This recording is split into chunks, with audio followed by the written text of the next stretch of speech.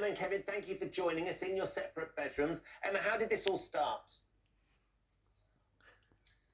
Well, I've been married a couple of times before, and I got used to a gap of having a bed to myself.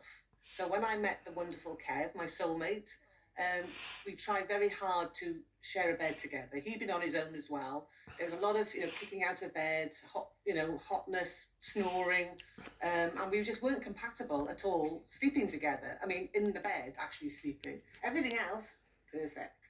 But actually sleeping, it was awful. And we tried everything we could. And in the end, I had to put him on the sofa with the dog when he stayed over. I just said, I can't take any more. Because I was so bad-tempered the following day with no sleep. But now you have got separate rooms, but you do communicate. You've got a method of communication should you need him.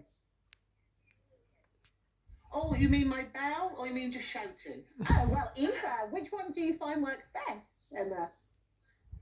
Well, for service, like a cup of tea, my bell works. So he'll come and bring me a nice cup of tea, but I just shout otherwise. But I have my earplugs in at night. I can't hear anything. Kev, how did you feel when Emma turned round and said, right, I'm really sorry this isn't working, you're going to have to sleep on the sofa with the dog? No problem at all. As I say, you made her happy, I didn't care. So he's not, and there you go, he's happy to make you happy. You need to ring the bell, Emma. Let's get the two of you together. And while you're doing that and Kevin comes and joins you in your bed, let's go to Linda. He shook his head as the bell went. He really does as he's told, doesn't he? It's Pavlov's dog, essentially. How much nicer her bedroom is than his? So much nicer. Very tidy. So Linda, your concern is, though, separate bedrooms is detrimental to a relationship. I think so, because, you've chosen that person as your partner. You want to be together as much as possible, and I think at bedtime is the time when you have a quiet time when the kids are put to bed, and it's the time you catch up on your day. I think it's really important, and I'd hate not waking up next to my partner and going to bed and waking up in the morning together. I think it's really important. It helps your relationship, helps you bond, and I mean it's not all about sex, but the intimacy of just being under Sam's arm when we're watching TV at night and just chatting about things. I'd really miss that. Yeah. Because it's one of those things where, because of our schedule here, from Monday to Thursday, I sleep in the guest bedroom, and then the rest of the time, because otherwise I get up at 5 and I want to fall asleep. Well, early. that's logistics. You can't. You've got an odd job that you actually get up at that, so you have to. But if you don't have to, I mean, I know that she's got a snorer. Yeah. Well, I haven't got a snorer, so I'm lucky. But I do think if you can sleep together, why not? Yeah. Let's go back. Kev, how do you navigate the things that Linda's just talking about there? So the intimacy side of things, and just the opportunity just to be with Emma and just to have a little cuddle and a chat. Well, no problem at all, really. End of the night, we can come to bed together for a bit, and then first thing in the morning, I came into bed this morning, so no problem at all. I'm always up for it. Emma, does he always have to bring you a cup of tea in order to sort of get access to the bed? This is aphrodisiac. But on a weird, it clearly works for them. They clearly love each other. That surely if it means that she gets a bit more sleep and so does he, it might work out better in the long run. I'm for sure everybody. it works out for some people, but I just think separate rooms ends up you having separate lives. Yeah. Because you get up and get dressed and get on with your day. The other person might still be asleep. I don't know. You just lose that interaction that I think is really important. Jan's been in touch with my mum and dad. Have had separate rooms for 30 years. They celebrated their 60th wedding anniversary last year. Vanessa says we have had separate duvets for the past few years rather than beds. That's the best thing we ever did. Emma, did you ever try anything like that? So sort of separate duvets so Kev couldn't nick the covers, or you weren't under the same hot duvet? Or you went too hot. No, he was out.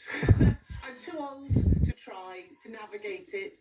We obviously, when we go to hotels, we can't afford 2 separate bedrooms, so we have to get really drunk, and we go to sleep then. And we have we try and get a bed a mile long, I've given up trying to. I mean, he has too, haven't you? And No problem at all. We've got a great marriage, and who cares? We're Victorian. We have separate bedrooms. We can see I you. love it. Separate bathroom would be lovely. You go. Yeah, I'd rather have a separate bath. You go separate bathroom. Yeah. Kev, what do you say to people? Do your friends obviously know that you have separate beds? What do you say to your friends who sort of question sort of the relationship because you've got separate rooms? I tell them to mind their own business because it's my business and I shouldn't have to make excuses. Say that my marriage is strong. I mean, you always have to explain yourself all the time, and why should I? What goes on in our house is our business. But I know a lot of my friends, as soon as their children leave home, they've moved into a separate bedroom.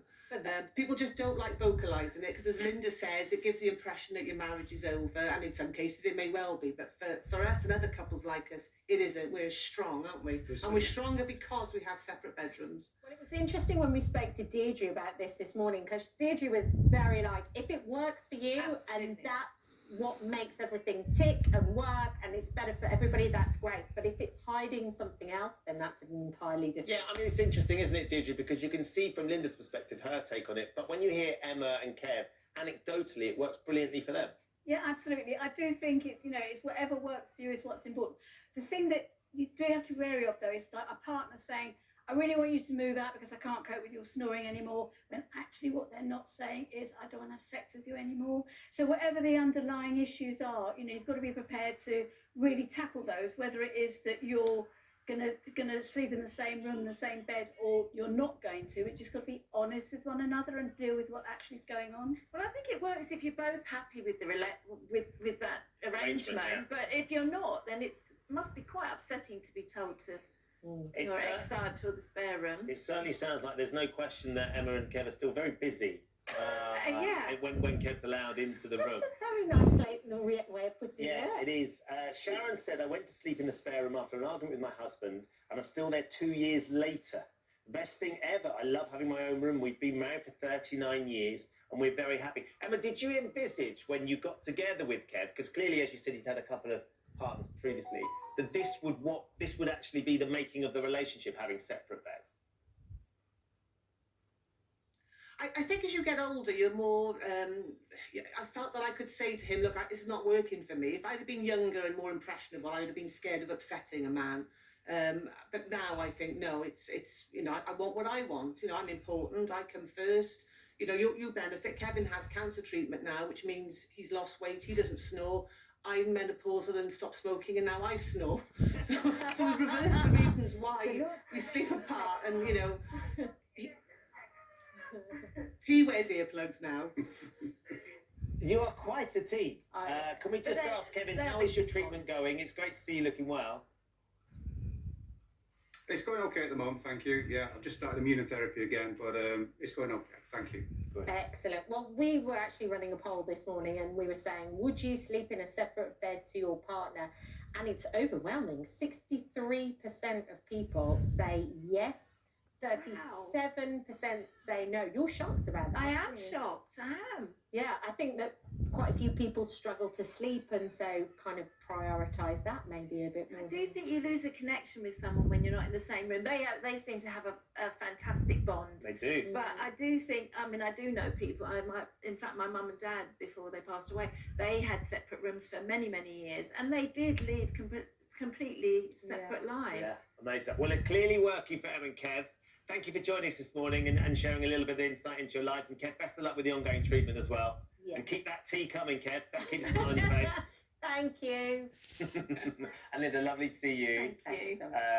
Russ got in touch and said separate houses works even better for him, apparently. Starts with bedrooms, then bathrooms, then houses. Up next, we've been right here waiting